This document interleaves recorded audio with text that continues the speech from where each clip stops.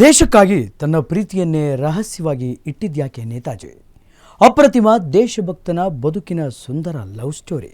ಮಗಧೀರನಿಗೆ ಸಾಥ್ ನೀಡಿದ್ದ ಆ ವಿದೇಶಿ ವನಿತೆ ಯಾರು? ದೇಶಕ್ಕಾಗಿ ಪ್ರೀತಿಯನ್ನೇ ತ್ಯಾಗ ಮಾಡಿದ ಮಹಾನಾಯಕನ ಕತೆ ಇದೇ ಈ ಹೊತ್ತಿನ special story, Netaji the secret love story. ನಾನು ಶ್ರೀನಿವಾಸ್ ವೈದ್ಯ.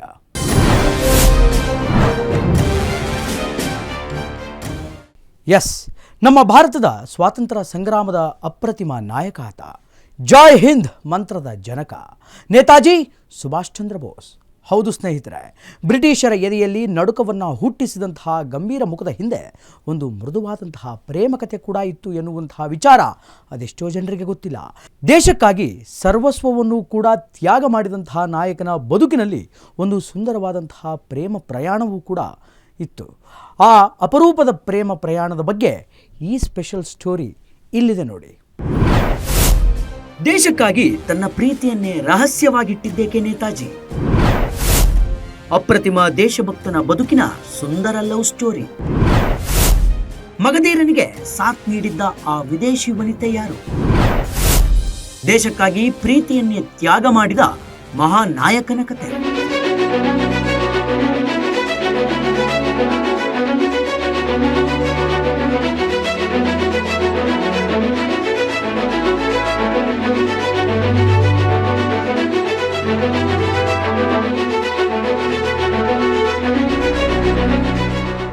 ನಮ್ಮ ಹೆಮ್ಮೆಯ ಭಾರತದ ಇತಿಹಾಸ ಪುಟಗಳಲ್ಲಿ ಬ್ರಿಟಿಷರ ಎದೆ ನಡುಗಿಸಿದ ವೀರನೊಬ್ಬನ ಹೆಸರು ಸದಾ ಅಚ್ಚರಿಯಾಗಿ ಉಳಿದಿರುತ್ತೆ.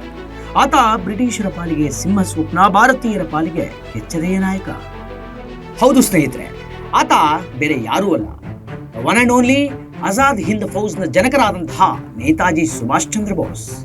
ಸ್ನೇಹಿತರೆ, ಮಹಾತ್ಮ ಗಾಂಧೀಜಿ ಅವರು ಅಹಿಂಸಾ ಮಾರ್ಗದ ಹಾದಿಯನ್ನ ಹಿಡಿದ್ರೆ ನೇತಾಜಿ ಸುಭಾಷ್ ಚಂದ್ರ ಬೋಸ್ ರವರದ್ದು ಕ್ರಾಂತಿಕಾರಿ ಹಾದಿಯಾಗಿತ್ತು. ಇವರಿಬ್ಬರ ಗುರಿ ಒಂದೇ ಆಗಿದ್ರೂ ಕೂಡ ಆಯ್ಕೆ ಮಾಡಿಕೊಂಡಂತಹ ದಾರಿ ಮಾತ್ರ ಬೇರೆ ಬೇರೆ ಆಗಿತ್ತು. ಕಾಂಗ್ರೆಸ್ ಅಧ್ಯಕ್ಷರಾಗಿ ಆಯ್ಕೆ ಆಗಿದ್ರೂ ಕೂಡ ಬ್ರಿಟಿಷರನ್ನ ಶಸ್ತ್ರಾಸ್ತ್ರದ ಮೂಲಕ ಹೊರ ಹಾಕಬೇಕೆನ್ನುವಂತಹ ಹಠ ಸುಭಾಷ್ ಚಂದ್ರ ಬೋಸ್ ಅವರದ್ದಾಗಿತ್ತು. ಅಂತಹ ಮಹಾನ್ ಸ್ವಾತಂತ್ರ್ಯ ಹೋರಾಟಗಾರನ ಬದುಕಿನ ಹೋರಾಟ, ಕ್ರಾಂತಿ ಮತ್ತು ಅವರ ವೈಯಕ್ತಿಕ ಜೀವನದ ಬಗ್ಗೆ ಅದೆಷ್ಟೋ ಸತ್ಯಗಳು ಇವತ್ತಿಗೂ ಕೂಡ ತಿಳಿಯದಂತೆ ಮರೆಮಾಚಿವೆ.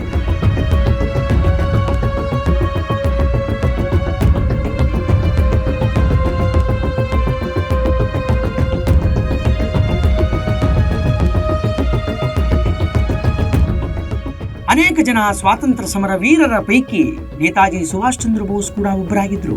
ಕ್ರಾಂತಿಕಾರಿ ಹೋರಾಟಕ್ಕೆ ಇವರು ಒಂದು ಆಯುಧ. ಸ್ವಾತಂತ್ರ್ಯ ಸೈನ್ಯವನ್ನ ಕಟ್ಟಿ ಬ್ರಿಟಿಷರನ್ನ ಹಿಮ್ಮೆಟ್ಟಿಸುವುದಕ್ಕೆ ಯುದ್ಧ ಭೂಮಿಗೆ ಇಳಿದಂತಹ ಮಹಾನ್ ಯೋಧ. ಕ್ರಾಂತಿಯೇ ಬೋಸ್ ಅವರ ಮೂಲ ಮಂತ್ರವಾಗಿತ್ತು. ಬ್ರಿಟಿಷರ ಜೊತೆ ರಾಜಿ ಮಾಡಿಕೊಳ್ಳದೆ ಹೋರಾಟ ಮಾಡುವುದೇ ಬೋಸ್ ಅವರ ತಂತ್ರವಾಗಿತ್ತು. ಈತನ ವ್ಯೂಹವೇ ಬ್ರಿಟಿಷರಿಗೆ ನಡುಕವನ್ನು ಹುಟ್ಟಿಸಿತ್ತು. 1985 ಆಗಸ್ಟ್ 18ರಿಂದ ಬೋಸ್ ಬಗ್ಗೆ ಹಲವು ವಿಚಾರಗಳು ರಹಸ್ಯವಾಗಿ ಉಳಿದುಕೊಂಡಿವೆ. ಅದೆಷ್ಟೋ ವಿವಾದಗಳಿವೆ. ಯಾವುದಕ್ಕೂ ಕೂಡ ಸಾಕ್ಷಿಗಳು, ಆಧಾರಗಳು ಇವತ್ತಿನ ತನಕ ಸಿಗಲಿಲ್ಲ. ಅವುಗಳಲ್ಲಿ ಅವರ ಪ್ರೀತಿ, ಪ್ರೇಮ ಕೂಡ ಒಂದಾಗಿದೆ. ಆದರೆ ಸ್ವಾತಂತ್ರ್ಯಕ್ಕಾಗಿ ದುಡಿದು ಅದೆಷ್ಟೋ ಕ್ರಾಂತಿ, ಶಾಂತಿ ಹೋರಾಟಗಳಾಗಿದ್ದರೂ ಕೂಡ ಯುವ ಜನತೆಗೆ ಸುಭಾಷ್ ಚಂದ್ರ ಬೋಸ್ ಬಾಸ್ ಆಗಿಯೇ ಉಳಿದುಕೊಂಡಿದ್ದಾರೆ.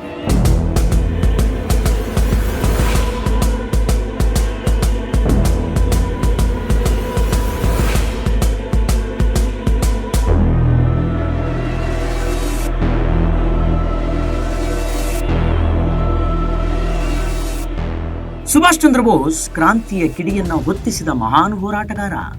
ಅಹಿಂಸೆಯಿಂದ ಮಾತ್ರವಲ್ಲ, ಬ್ರಿಟಿಷರನ್ನ ನಮ್ಮ ನೆಲದಿಂದ ಓಡಿಸೋಕೆ ಸಶಸ್ತ್ರದ ಹೋರಾಟದ ಮೂಲಕ ಸ್ವಾತಂತ್ರ್ಯಕ್ಕಾಗಿ ಕರೆಯನ್ನು ನೀಡಿದ ಮಹಾಯೋಧ. ಬ್ರಿಟಿಷರ ಕೈಯಿಂದ ಭಾರತ ಮಾತೆಯನ್ನ ರಕ್ಷಿಸಿಕೊಳ್ಳೋದಕ್ಕೆ ತಮ್ಮ ಇಡೀ ಜೀವನವನ್ನ ಮುಡಿಪಾಗಿಟ್ಟಿದ್ದರು. ಇದಕ್ಕಾಗಿಯೇ ನೇತಾಜಿ ಅವರಿಗೆ ಅನೇಕ ಜನ ಇವತ್ತಿಗೂ ಶಬಾಷ್ಗಿರಿಯನ್ನು ಕೊಡ್ತಾರೆ. ಬ್ರಿಟಿಷರ ಅನೇಕ ಜನ ಶತ್ರುಗಳ ಪೈಕಿ ಸುಭಾಷ್ ಚಂದ್ರ ಬೋಸರೇ ಮೊದಲಿಗರು. ವರ್ಣಭೇದ ನೀತಿ ವಿರುದ್ಧ ಮಹಾತ್ಮ ಗಾಂಧೀಜಿಯವರು ದಕ್ಷಿಣ ಆಫ್ರಿಕಾದಲ್ಲಿ ಹೋರಾಟ ಮಾಡುತ್ತಿರುವ ದಿನಗಳು. ಆಫ್ರಿಕಾದಲ್ಲಿ ಭಾರತೀಯರ ಹಕ್ಕುಗಳಿಗೋಸ್ಕರ ಹೋರಾಡ್ತಾ ಇರುವಂತಹ ಗಾಂಧೀಜಿಯವರ ಮೇಲೆ ಕೆಲ ಬಿಳಿಯರು ದಾಳಿಯನ್ನ ಮಾಡಿ ಓಡಿ ಹೋಗಿದ್ರು. ಈ ದಾಳಿ ನಡೆಸಿದವರ ವಿರುದ್ಧ ಯಾವುದೇ ಕ್ರಮಗಳನ್ನು ತೆಗೆದುಕೊಳ್ಳಬೇಡಿ ಅಂತ ಗಾಂಧೀಜಿ ಹೇಳಿದರು. ಯಾಕಂದರೆ ವ್ಯಕ್ತಿಗತವಾಗಿ ಸಮಸ್ಯೆಗಳ ಮೇಲೆ ಯಾರ ಮೇಲೂ ಕ್ರಮವನ್ನು ತೆಗೆದುಕೊಳ್ಳಬಾರದು ಅನ್ನೋದು ಗಾಂಧೀಜಿಯವರ ಫಿಲಾಸಫಿಯಾಗಿತ್ತು. ಈ ಮನುಕುಲಕ್ಕೆ ಮಹಾತ್ಮ ಗಾಂಧೀಜಿಯವರು ಕೊಟ್ಟಂತಹ ಕೊಡುಗೆ ಸತ್ಯಾಗ್ರಹ ಮತ್ತು ಅಹಿಂಸೆ. ಅನ್ಯಾಯದ ವಿರುದ್ಧ ಹೋರಾಡಲು ಗಾಂಧೀಜಿಯವರ ಮೂಲ ಮಂತ್ರವೇ ಸತ್ಯಾಗ್ರಹವಾಗಿತ್ತು.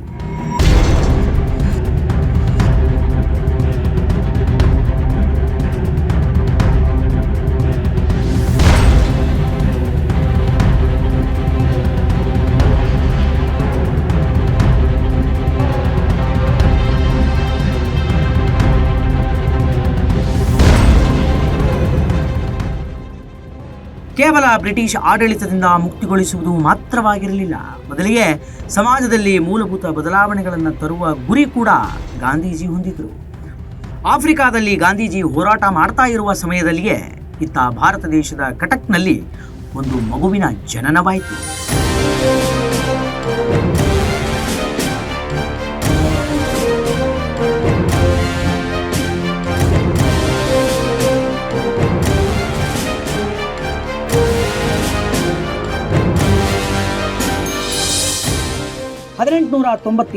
ಜನವರಿ 23ರಂದು ಒಡಿಶಾದ ಕಟಕ್ನಲ್ಲಿ ಜನಿಸಿದ ಆ ಬಾಲಕ ಆ ದಿನವೇ ದೇಶದ ಭವಿಷ್ಯವನ್ನು ಬರೆಯೋದಕ್ಕೆ ಸಿದ್ಧನಾಗಿದ್ದ. ತಂದೆ ಜಾನಕಿನಾಥ್ ಬೋಸ್ ಅವರು ಎಲ್ಲರಂತೆ ತನ್ನ ಮಗುವನ್ನು ದೊಡ್ಡ ಅಧಿಕಾರಿಯನ್ನಾಗಿಸಬೇಕು ಅಂತ ಕನಸು ಕಂಡಿದ್ದರು. ಆದರೆ ಸುಭಾಷ್ ಕಂಡದ್ದು ಮಾತ್ರ ಭಾರತ ಮಾತೆಯ ಬಿಡುಗಡೆಯ ಕನಸನ್ನ. ಯಾವ ಮಗುವೂ ಕೂಡ ಕಾಣದ ಕನಸನ್ನ ನೇತಾಜಿ ಸುಭಾಷ್ ಚಂದ್ರ ಬೋಸ್ ಅವರು ಕಂಡಿದ್ದರು. ಬುದ್ಧಿವಂತ ವಿದ್ಯಾರ್ಥಿಯಾಗಿದ್ದ ಸುಭಾಷ್ ಲಂಡನ್ನಲ್ಲಿ ICS ಪರೀಕ್ಷೆಯಲ್ಲಿ 4ನೇ ರ್ಯಾಂಕನ್ನು ಪಡೆದರು. ಆದರೆ ಬ್ರಿಟಿಷರ ಕೈ ಕೆಳಗೆ ಗುಲಾಮನಾಗಿ ಕೆಲಸ ಮಾಡಲು ಅವರ ಸ್ವಾಭಿಮಾನ ಯಾವುದೇ ಕಾರಣಕ್ಕೂ ಕೂಡ ಒಪ್ಪಲಿಲ್ಲ. ಅಧಿಕಾರಕ್ಕೆ ಪರ್ಮಿಷನ್ ಕೊಡದೆ ರಾಜೀನಾಮೆಯನ್ನ ಎಸೆದು ಭಾರತಕ್ಕೆ ಹಿಂತಿರುಗುತ್ತಾರೆ ಸುಭಾಷ್ ಚಂದ್ರ ಬೋಸ್.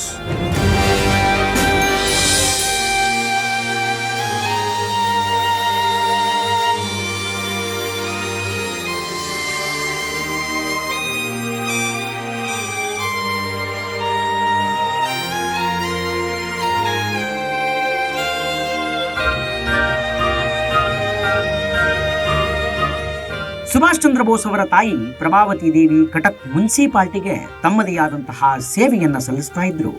ತಂದೆ ಜಾನಕಿನಾಥ್ ಕೂಡ ಸ್ವಾತಂತ್ರ್ಯ ಹೋರಾಟಗಳಲ್ಲಿ ಪ್ರತ್ಯಕ್ಷವಾಗಿ ಮತ್ತು ಪರೋಕ್ಷವಾಗಿ ಆಗಾಗ ಭಾಗಿಯಾಗ್ತಾ ಇದ್ರು. ಅವುಗಳಲ್ಲೊಂದು ಗಾಂಧೀಜಿಯವರ ಖಾದಿ ಸ್ವದೇಶಿ ಚಳುವಳಿಯನ್ನು ಕೂಡ ಬೆಂಬಲಿಸ್ತಾ ಇದ್ರು.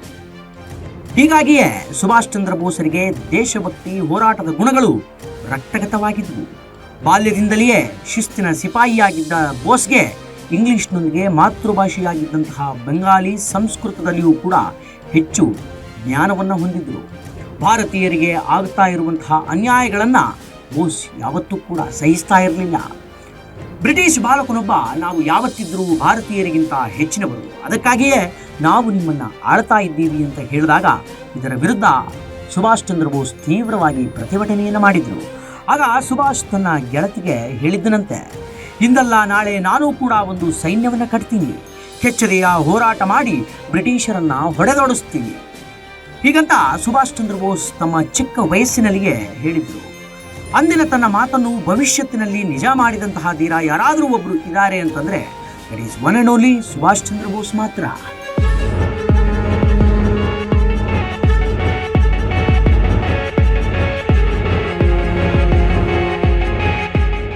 ಬ್ರಿಟಿಷರ ಕಣ್ಣಿಗೆ ಮಣ್ಣೆರಚಿ ಭಾರತದಿಂದ ತಪ್ಪಿಸಿಕೊಂಡು ನೇತಾಜಿ ತಲುಪಿದ್ದು ಜರ್ಮನ್ ಮತ್ತು ಆಸ್ಟ್ರಿಯಾಗೆ.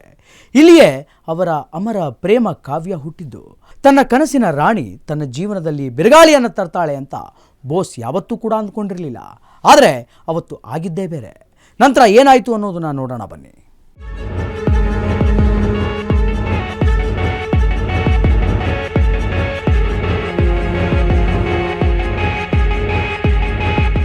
ಬ್ರಿಟಿಷರ ಸರ್ಕಾರವನ್ನ ಕೊನೆಗಾಣಿಸಬೇಕಾದ್ರೆ ಪ್ರಜಾಪ್ರಭುತ್ವದಿಂದ ಹೊರಬರಬೇಕು ಅನ್ನುವಂತಹ ವಿಚಾರವನ್ನ ಬೋಸ್ ಅರಿತುಕೊಂಡಿದ್ದ.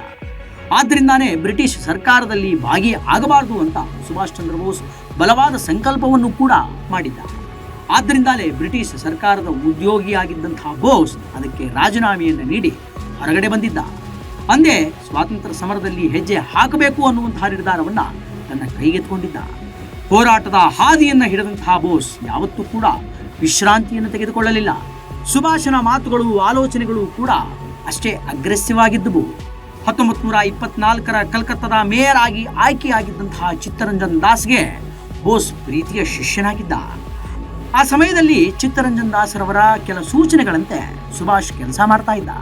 1925ರಲ್ಲಿ ಬ್ರಿಟಿಷ್ ಸರ್ಕಾರ ಸುಭಾಷನನ್ನ ಅರೆಸ್ಟ್ ಮಾಡಿಬಿಟ್ಟಿತು.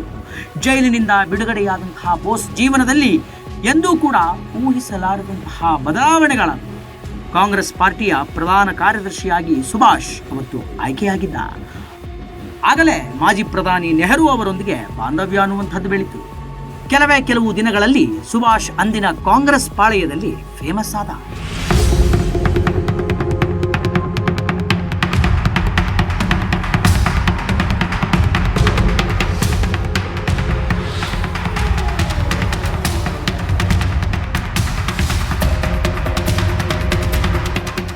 ಹಂತ ಹಂತವಾಗಿ ಬೆಳೀತಾ ಇರುವಂತಹ ಬೋಸ್ ಯಾವ ವಿಷಯದಲ್ಲಿಯೂ ಕೂಡ ರಾಜಿ ಮಾಡಿಕೊಳ್ಳುವ ಮನಸ್ಥಿತಿ ಇರಲಿಲ್ಲ. ಒಂದು ಸಲ ನಿರ್ಧಾರ ತೆಗೆದುಕೊಂಡ ಮೇಲೆ ಮತ್ತೆ ಅದನ್ನು ಬದಲಿಸುವ ಮಾತೇ ಇಲ್ಲ. ಈ ಸಮಯದಲ್ಲಿ ಎಷ್ಟು ಅಡ್ಡಿ ಆತಂಕಗಳು ಎದುರಾದರೂ ಮುಂದೆ ಹಾಕದೆ ಹೆಜ್ಜೆಯನ್ನು ಹಿಂದಿಕ್ಕಿ ತೆಗೆದುಕೊಳ್ತಾ ಇರಲಿಲ್ಲ. 1938ರಲ್ಲಿ ಒಂದು ಅದ್ಭುತ ಘಟನೆ ನಡೆಯಿತು. ಕಾಂಗ್ರೆಸ್ ಪಾರ್ಟಿ ಅಧ್ಯಕ್ಷ ಸ್ಥಾನಕ್ಕೆ ಚುನಾವಣೆ ಸಂಭವಿಸಿತು. ಚಿತ್ತರಂಜನ್ ದಾಸ್ ಅವರ ಬೆಂಬಲದಿಂದ ಸುಭಾಷ್ ಚಂದ್ರ ಬೋಸ್ ಅವರ ಹೆಸರನ್ನು ಕೂಡ ಕೆಲವರು ನಾಮಿನೇಟ್ ಮಾಡಿದರು. ಅದರಂತೆ ಕಾಂಗ್ರೆಸ್ ಪಾರ್ಟಿಯ ಅಧ್ಯಕ್ಷನಾಗಿಯೂ ಕೂಡ ಸುಭಾಷ್ ಚಂದ್ರ ಬೋಸ್ ಆಯ್ಕೆಯಾದ.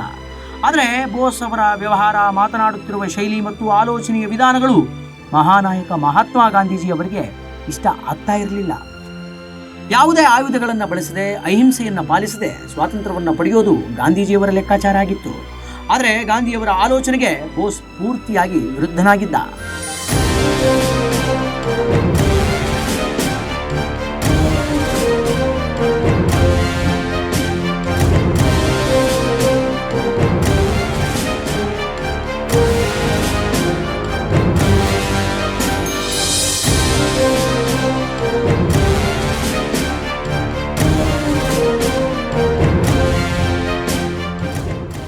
ಗಾಂಧೀಜಿ ಬೋಸ್ರನ್ನ ವಿರೋಧ ಮಾಡೋದಕ್ಕೆ ಎರಡು ಬಲವಾದ ಕಾರಣಗಳಿದ್ವು. ಒಂದು, ಪ್ರಜಾಪ್ರಭುತ್ವದ ಬಗ್ಗೆ ನಂಬಿಕೆ ಇರಲಿಲ್ಲ ಅಂತ. ಎರಡನೇದು, ಅಹಿಂಸೆಯ ಬಗ್ಗೆ ವಿಶ್ವಾಸ ಇಲ್ಲ ಅನ್ನೋದು.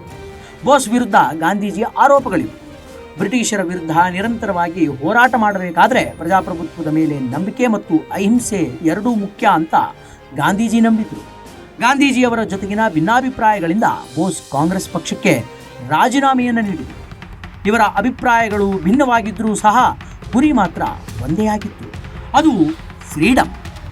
ಹೌದು, ಸ್ವಾತಂತ್ರ್ಯ ಪಡೆಯೋದಕ್ಕೆ ಬೇರೆ ಬೇರೆ ಮಾರ್ಗಗಳನ್ನು ಹುಡುಕಿಕೊಂಡಿದ್ದರೂ ಸಹ ಟಾರ್ಗೆಟ್ ಮಾತ್ರ ಒಂದೇ ಆಗಿತ್ತು.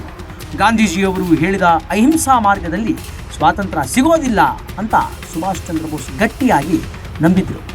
ಬೋಸ್ರನ್ನ ಹಲವು ಸಲ ಅರೆಸ್ಟ್ ಮಾಡಿ ಜೈಲಿನಲ್ಲಿ ಇಟ್ಟರೂ ಕೂಡ ಅವರ ಆಲೋಚನೆಗಳು ಮಾತ್ರ ಯಾವತ್ತಿಗೂ ಬದಲಾಗಲಿಲ್ಲ.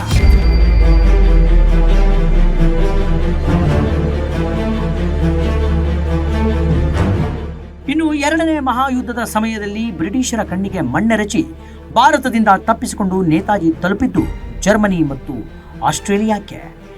ಇಲ್ಲಿಯೇ ಅರಳಿದ್ದು ಅವರ ಜೀವನದ ಆ ಸುಂದರ ಮಧುರ ಪ್ರೇಮಕತೆ. ಅವರ ಕಾರ್ಯದರ್ಶಿಯಾಗಿದ್ದ ಎಮಿಲಿ ಶೆಂಕೆಲ್ ಅವರ ಜೊತೆ ನೇತಾಜಿ ಪ್ರೀತಿಯಲ್ಲಿ ಬಿದ್ದಿದ್ರು. ಹೋರಾಟದ ಕಿಚ್ಚಿನ ನಡುವೆಯೂ ಕೂಡ ತಮ್ಮ ಪ್ರೇಯಸಿಗೆ ಬರೆದಂತಹ ಪತ್ರಗಳಲ್ಲಿ ಒಬ್ಬ ಮೃದು ಮನಸ್ಸಿನ ಸುಭಾಷ್ ನಮಗೆ ಕಾಣಿಸ್ತಾರೆ. 1937ರಲ್ಲಿ ಇವರಿಬ್ಬರು ರಹಸ್ಯವಾಗಿ ಮದುವೆ ಆಗ್ತಾರೆ. ಇವರ ಮಗಳೇ ಅನಿತಾ ಬೋಸ್. ದೇಶಕ್ಕಾಗಿ ತನ್ನ ಪ್ರೀತಿಯನ್ನ, ಸಂಸಾರವನ್ನ ಬದಿಗಿಟ್ಟಂತಹ ಮಹಾತ್ಯಾಗಿ ಆತ. ನೇತಾಜಿ ಸುಭಾಷ್ ಚಂದ್ರ ಬೋಸ್ ಮತ್ತು ಎಮಿಲಿ ಶೆಂಕೆಲ್ ರವರ ಪ್ರೇಮಕತೆ ಇತಿಹಾಸ ಪುಟಗಳಲ್ಲಿ ಎಂದೂ ಕೂಡ ಅಳಿಸಿ ಹೋಗೋದಿಲ್ಲ. ಇವರಿಬ್ಬರ ಪ್ರೀತಿ ಒಂದು ಅಪರೂಪದ ಮತ್ತು ಭಾವನಾತ್ಮಕ ಪ್ರೇಮ ಕಾವ್ಯ. ದೇಶದ ಸ್ವಾತಂತ್ರ್ಯಕ್ಕಾಗಿ ಜೀವವನ್ನೇ ಮುಡಿಪಾಗಿಟ್ಟಂತಹ ಕ್ರಾಂತಿಕಾರಿಯೊಬ್ಬರ ಜೀವನದಲ್ಲಿಯೂ ಕೂಡ ಒಂದು ಪ್ರೀತಿ ಅವತ್ತು ಚಿಗುರಿತ್ತು.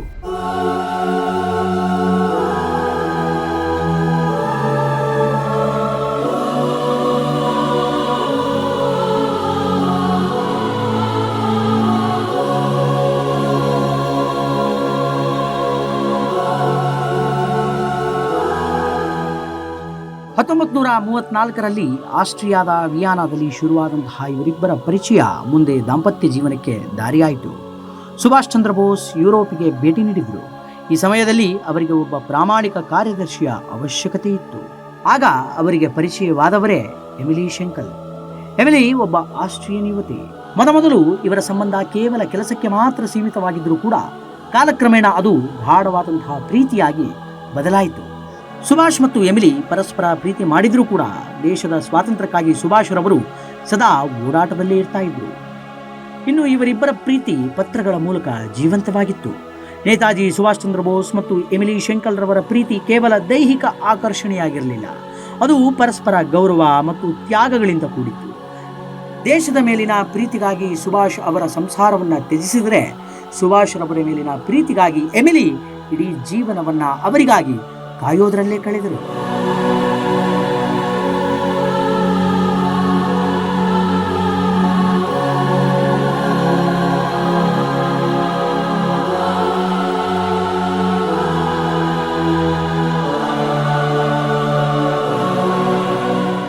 ಎಮಿಲಿ ತಂದೆಗೆ ಭಾರತೀಯರೊಬ್ಬರ ಬಳಿ ಕೆಲಸ ಮಾಡೋದು ಇಷ್ಟ ಇರಲಿಲ್ಲ. ಸುಭಾಷ್ ಚಂದ್ರ ಬೋಸ್ ಅವರ ಬದುಕಿನ ಆ ಅಪರೂಪದ ಪ್ರೇಮ ಪತ್ರಗಳ ರಹಸ್ಯ ಇಲ್ಲಿದೆ ನೋಡಿ.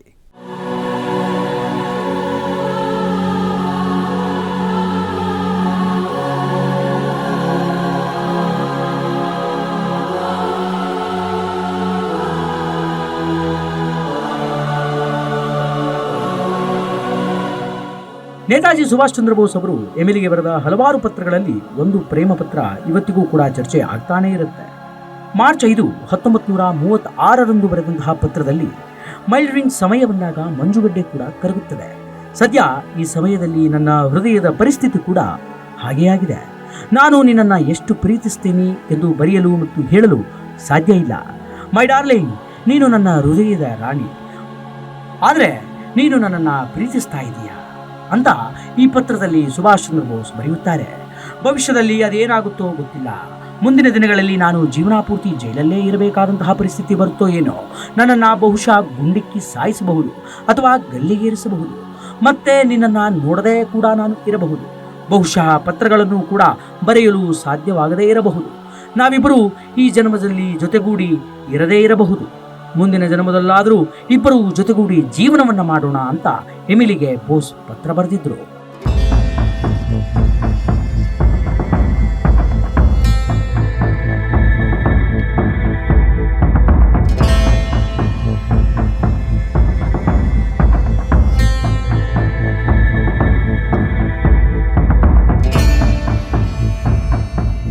ಡಿಸೆಂಬರ್ 27, 1937 ಆಸ್ಟ್ರಿಯಾದಲ್ಲಿ ಹಿಂದೂ ಸಂಪ್ರದಾಯದಂತೆ ರಹಸ್ಯವಾಗಿ ಇವರಿಬ್ಬರು ಮದುವೆಯನ್ನಾಗಿದ್ರು. ಭಾರತದ ಸ್ವಾತಂತ್ರ್ಯಕ್ಕಾಗಿ ಗುಡುಗಿದಂತಹ ಸಿಂಹದ ಹೃದಯದಲ್ಲಿ ಇತ್ತು ಒಂದು ಮೃದುವಾದ ಪ್ರೇಮಲೋಕ. ಒಂದು ಕಡೆ ಪ್ರೇಮಕ್ಕಾಗಿ, ಮತ್ತೊಂದು ಕಡೆ ದೇಶಕ್ಕಾಗಿ ಸುಭಾಷ್ ಚಂದ್ರ ಬೋಸ್ ಅವರು ಹಾತೊರಿತಾ ಇದ್ರು. ಬ್ರಿಟಿಷರ ನಿದ್ದೆಗೆಡಿಸಿದ ಕ್ರಾಂತಿಕಾರಿಯ ಬದುಕಿನ ಅತಿದೊಡ್ಡ ರಹಸ್ಯ ಅಂದ್ರೆ ಇವರ ಮದುವೆ. ಸಪ್ತ ಸಾಗರದಾಚೆ ಚಿಗುರಿದ ಪ್ರೀತಿ ಇದು. ರಹಸ್ಯವಾಗಿಯೇ ಮದುವೆ ಕೂಡ ಆಗಿದ್ರು. ದೇಶದ ಸ್ವಾತಂತ್ರ್ಯಕ್ಕಾಗಿ ಪ್ರೀತಿಯನ್ನೇ ತ್ಯಾಗ ಮಾಡಿದ ಮಹಾನಾಯಕ ಸುಭಾಷ್ ಚಂದ್ರ ಬೋಸ್.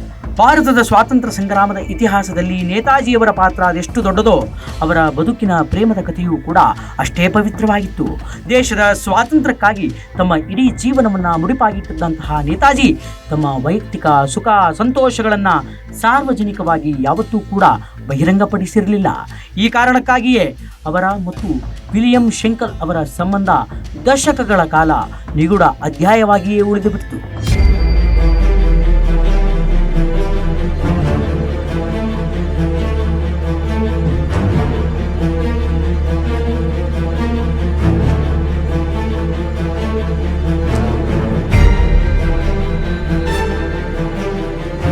ಆ ಸಮಯದಲ್ಲಿ ದೇಶದಲ್ಲಿ ಕ್ರಾಂತಿಕಾರಿ ಚಳುವಳಿ ಜೋರಾಗಿ ನಡೀತಾ ಇದ್ವು. ಅಷ್ಟು ಮಾತ್ರವಲ್ಲ, ಬ್ರಿಟಿಷರ ಕಣ್ಣು ಬೋಸ್ ಅವರ ಮೇಲಿತ್ತು. ಹಾಗಾಗಿ ಅವರಿಬ್ಬರ ಪ್ರತಿ ಮತ್ತು ಮದುವೆಯನ್ನ ರಹಸ್ಯವಾಗಿಡಲಾಗಿತ್ತು. ಇವರಿಬ್ಬರ ಅಮರ ಪ್ರೇಮ ಕಾವ್ಯಕ್ಕೆ ಅನಿತಾ ಬೋಸ್ ಎನ್ನುವಂತಹ ಹೆಣ್ಣು ಮಗುವಿನ ಜನನ ಆಯಿತು. ಮಗು ಜನಿಸಿದ ಕೆಲವು ವಾರಗಳ ನಂತರ ದೇಶದ ಕರೆಗೆ ಗೌರವಿಸಿ ನೇತಾಜಿಯವರು ಹೆಂಡತಿ ಮಕ್ಕಳನ್ನ ಬಿಟ್ಟು ಮತ್ತೆ ಭಾರತಕ್ಕೆ ವಾಪಸ್ಸಾದರು. ನೇತಾಜಿ ತಮ್ಮ ಮಗಳನ್ನ ಕೊನೆಯದಾಗಿ ನೋಡಿದ್ದು ಆ ಮಗುವಿಗೆ ಕೇವಲ 4 ತಿಂಗಳಿದ್ದಾಗ. ಅದಾದ ನಂತರ ಮರಳಿ ಅವರು ಬರಲೇ ಇಲ್ಲ. ಎಮಿಲಿ ಶೆಂಕಲ್ ಅವರು ನೇತಾಜಿಯವರ ನೆನಪಿನಲ್ಲಿಯೇ ಮಗಳನ್ನ ಬೆಳೆಸಿದರು. ಭಾರತದ ಸ್ವಾತಂತ್ರ್ಯ ಪಡೆದ ನಂತರವೂ ಕೂಡ ಅವರು ನೇತಾಜಿಯವರ ಕುಟುಂಬದ ಜೊತೆ ಸಂಪರ್ಕದಲ್ಲಿದ್ದರು. ಎಮಿಲಿ ಅವರು ಎಂದಿಗೂ ನೇತಾಜಿಯವರ ಹೆಸರನ್ನು ಬಳಸಿಕೊಂಡು ಪ್ರಚಾರವನ್ನು ಬಯಸಲಿಲ್ಲ. ಬದಲಾಗಿ ಒಬ್ಬ ಸಾಮಾನ್ಯ ಗೃಹಿಣಿಯಂತೆ ಮಗಳನ್ನು ಬೆಳೆಸಿ ನೇತಾಜಿಯವರ ತತ್ವಗಳನ್ನು ಮಗಳಿಗೆ ಬೋಧಿಸಿದರು.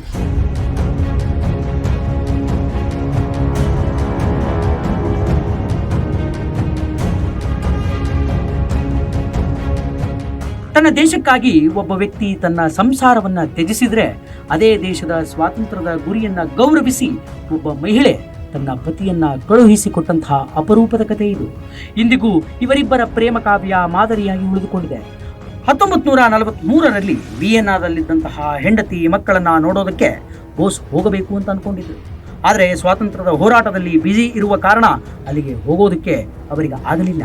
ಬೋಸ್ ಹೆಂಡತಿ ಬೋಸ್ಗೆ ಬರೆದ ಅದೆಷ್ಟೋ ಪತ್ರಗಳು ನೇತಾಜಿ ಫೈಲ್ಗಳಾಗಿದ್ದವು. ಇತ್ತೀಚೆಗೆ ಕೇಂದ್ರ ಸರ್ಕಾರ ನೂರಾರು ರಹಸ್ಯ ಕಡತಗಳನ್ನು ಬಿಡುಗಡೆ ಮಾಡಿದರೂ ಸಹ ಬೋಸ್ ಸಾವಿನ ಬಗ್ಗೆ ಇನ್ನೂ ಸ್ಪಷ್ಟತೆ ಸಿಕ್ಕಿಲ್ಲ.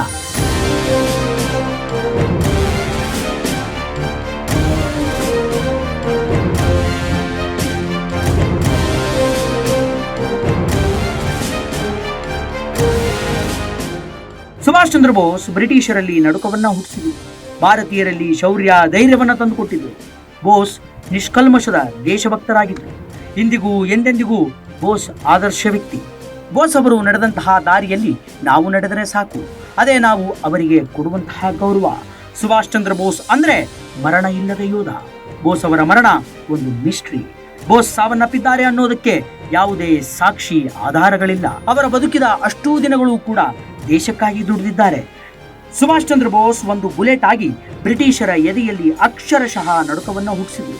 ಸ್ವಾತಂತ್ರ್ಯ ಸಮರಕ್ಕೆ ಹೊಸದೊಂದು ಅರ್ಥವನ್ನು ತಂದುಕೊಟ್ಟಂತಹ ಮಹಾನ್ ಕ್ರಾಂತಿವೀರ ಸುಭಾಷ್ ಚಂದ್ರ ಬೋಸ್.